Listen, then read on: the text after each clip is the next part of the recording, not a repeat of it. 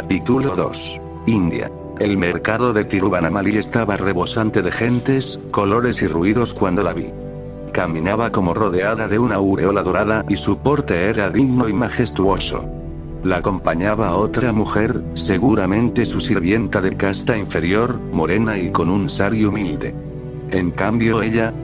¡qué belleza!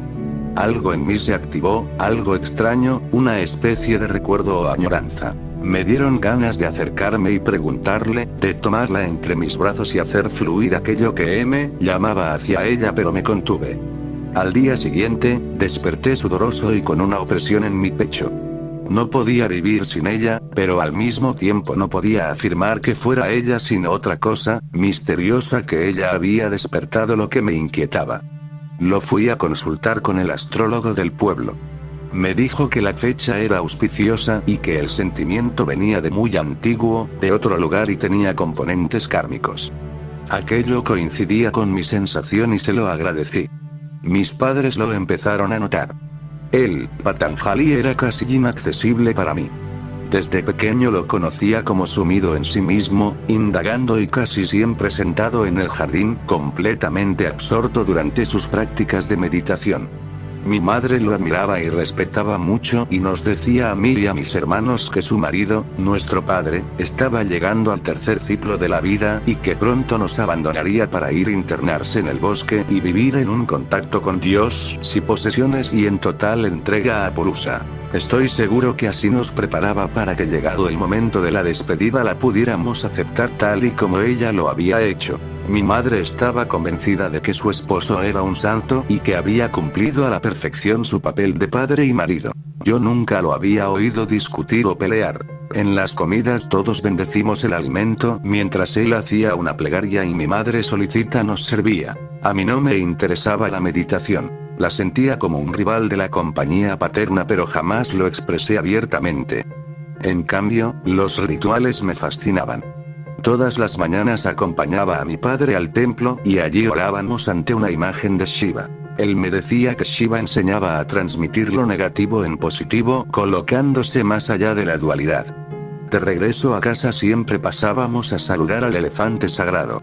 Su cuidador le había pintado la piel con dibujos intrincados y en su gran cabeza había trazado 3 líneas blancas paralelas y un gran círculo rojo en su entrecejo.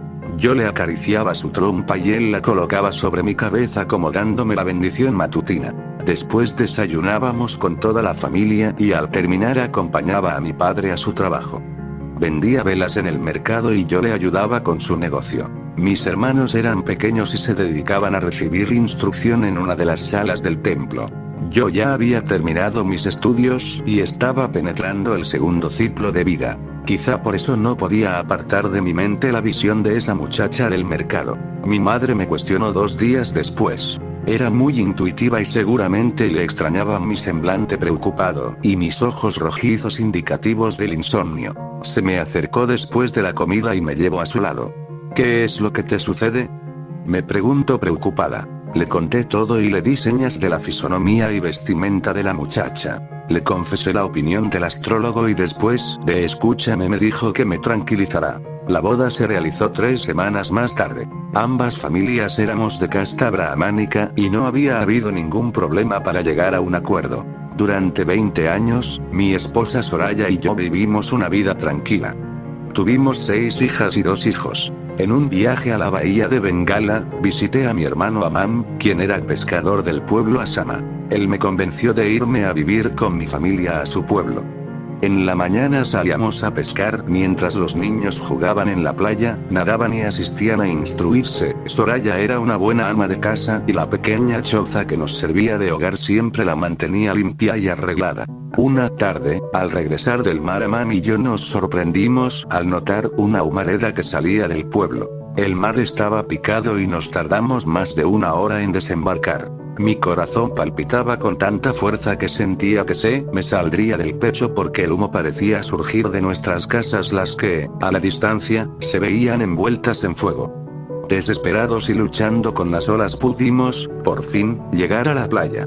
El ambiente era tenebroso y un penetrante olor a carne quemada se percibía en la atmósfera. los cocoteros que bordeaban la playa con sus hojas chamuscadas y las grandes palmeras del pueblo sido testigos de la tragedia. Buscamos nuestras familias y lo único que encontramos fueron los restos irreconocibles de decenas de cadáveres carbonizados y colocados unos sobre los otros.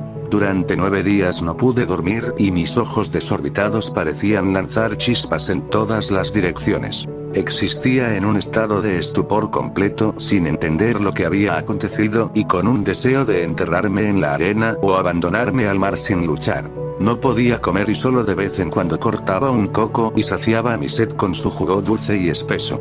Una noche, sin avisarle a mi hermano, comencé a andar sin saber a dónde me llevaban mis pasos. Caminé durante una semana sin detenerme hasta que el paisaje se comenzó a transformar y el clima cálido y selvático se convirtió en húmedo y frío. Penetré en un bosque tupido arrastrando los pies. Los árboles y el musgo cada se hacían más y más densos hasta que en el corazón de aquel paraje, el follaje cerrado apenas si dejaba pasar los rayos del sol.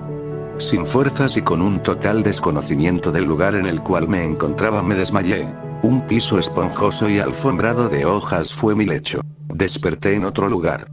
El calor de una fogata me calentaba y haciendo un esfuerzo enorme alcancé a divisar frente a mí a un hombre delgado de barba enorme y cubierto únicamente con un pequeño taparrabos.